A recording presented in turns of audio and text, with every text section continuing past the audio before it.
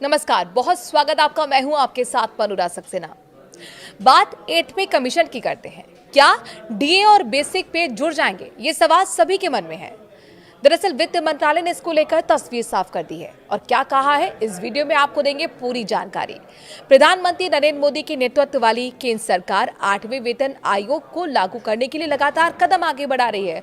इस बीच सरकार ने संसद के शीतकालीन सत्र के दौरान उन सवालों का जवाब देते हुए तस्वीर साफ की, जिसमें कहा जा रहा था कि केंद्र 8वें वेतन आयोग के तहत ही महंगाई भत्ता और महंगाई राहत में बढ़ोतरी नहीं करेगी और इन्हें मूल वेतन में ही मर्ज कर दिया जाएगा। आइए जानते हैं सरकार ने इस मुद्दे पर क्या कहा है। सरकार ने कहा नो मर्जर।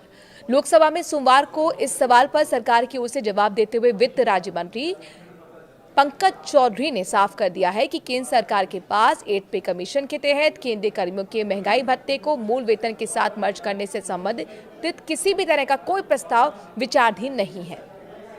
दरअसल ऐसा अनुमान लगाया जा रहा था कि डीआर में बढ़ोतरी ना करते हुए इसे बेसिक पे में ही मर्ज कर दिया जाएगा। इससे पहले भी सरकार की ओर से सोशल मीडिया प्लेटफॉर्म ट्विटर पर इस तरह के अनुमानों को सिरे से खारिज किया जा चुका था। कब से लागू होगा 8वां वेतन आयोग?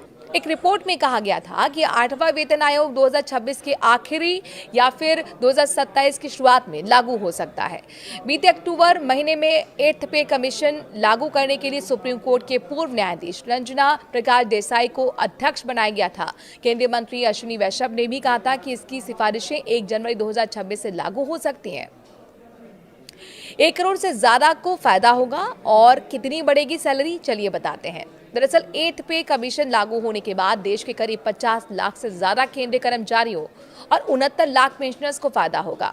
अगर सैलरी में अनुमानित बढ़ोतरी के बारे में रिपोर्ट्स आई, उनकी बात करें, उन पर नजर डालें तो कर्मचारियों की बेसिक सैलरी में 30% से ज्यादा की बढ़ोतरी हो सकती है। नए पे कमीशन के तहत न्यूनतम बेसिक वेतन 18,000 रुपए से बढ़कर लगभग 30,000 रुपए हो सकता है। और अपने दर्शकों को बता दें कि फिटमेंट फैक्टर करीब 1.8 रहने का अनुमान है, जिससे कर्मचारी को 13% का फायदा होगा।